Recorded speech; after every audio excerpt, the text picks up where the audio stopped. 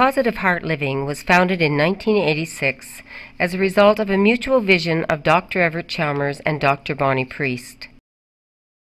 The head office is located at the Victoria Health Centre in Fredericton. The registered charity is run by a board of directors and has developed numerous educational programs to enhance the quality of life of New Brunswickers.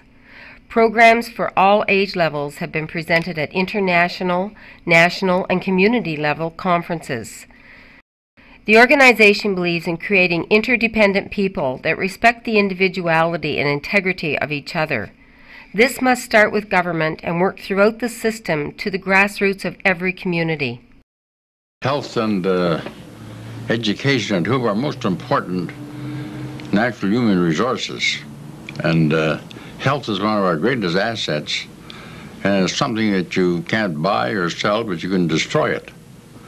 And most Canadian children are born healthy, and they want to live healthy lives, but they're often contaminated or confused by the lifestyle of their parents and then later on by their peers.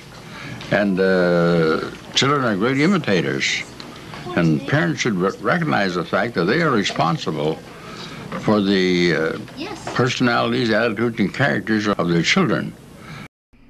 The organization promotes the mission of educating New Brunswickers about the importance of a balanced lifestyle, which brings individuals into the heart or locus of control of who they are and improves overall well-being and self-esteem.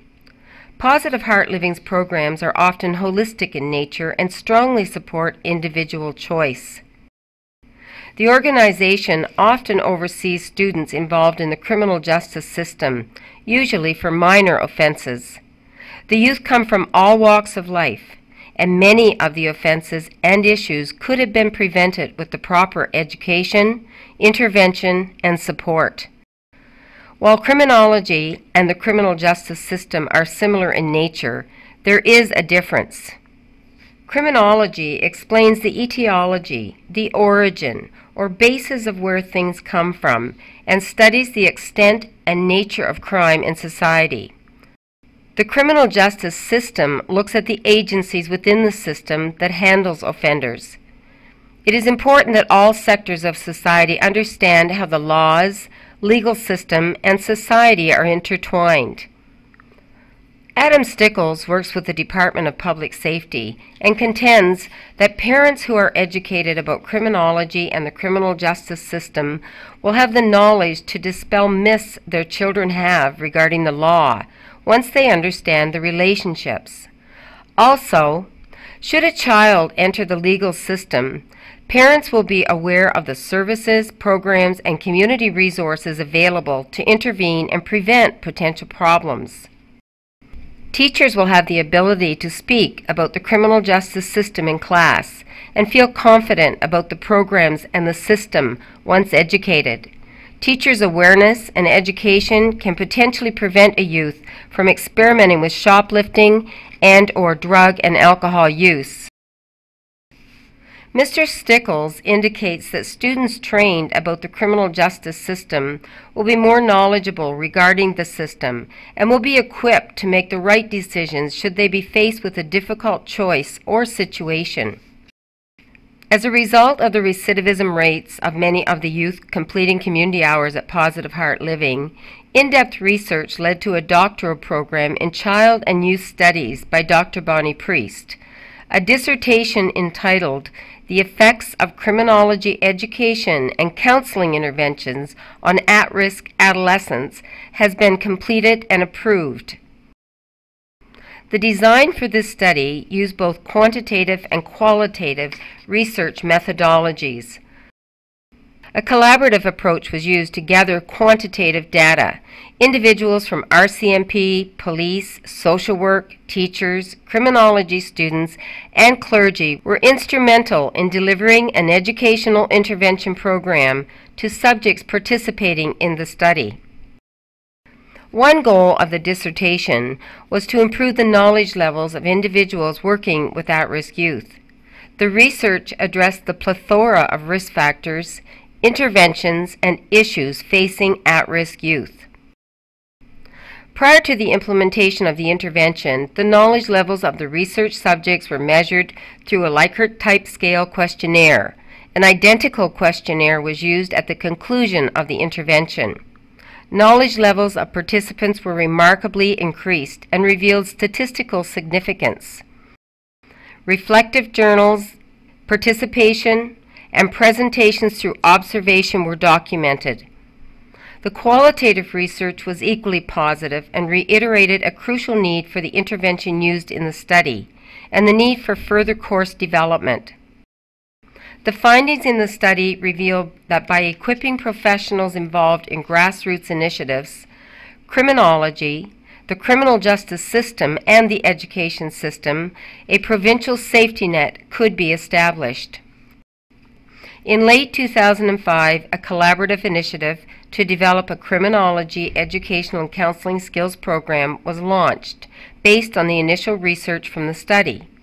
This course has been developed by experts in their individual fields and takes a holistic view of an at-risk youth, the etiology of the issues, systems, and supports revolving around the youth. Support for the initial development of the program came from the Minister of Justice, Addiction Service, Provincial Women's Branch of the Executive Council, and the Fredericton Community Crime Prevention Department, along with numerous other agencies.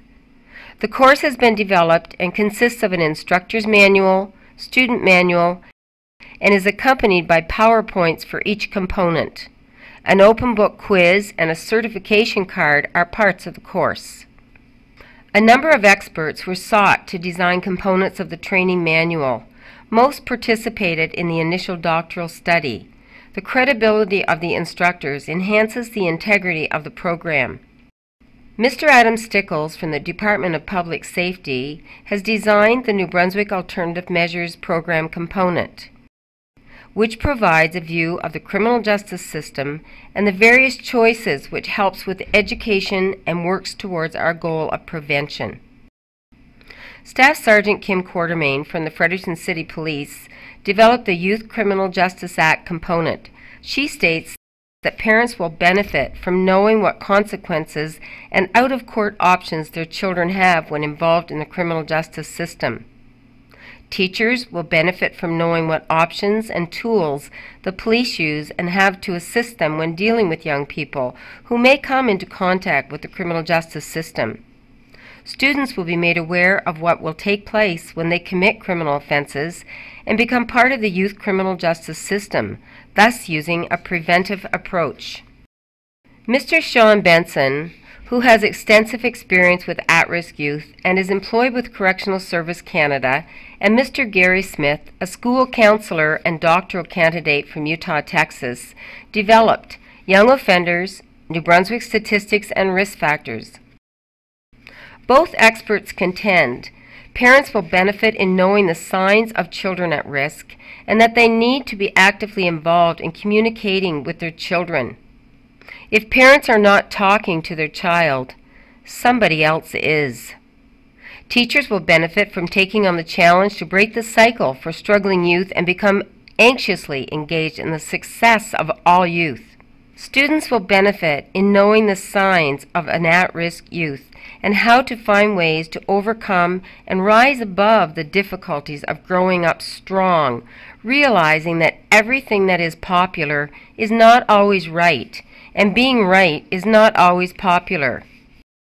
Ms. Jen Musrell has outlined an in-depth look at abuse.